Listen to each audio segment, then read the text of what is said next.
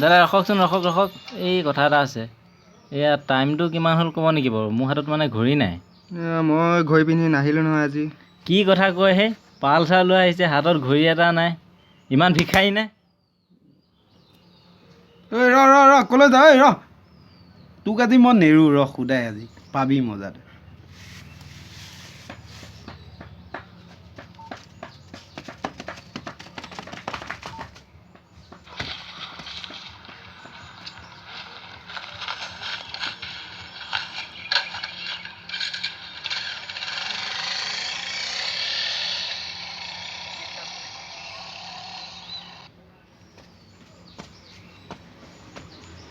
দাদা এইফালে আহকচোন।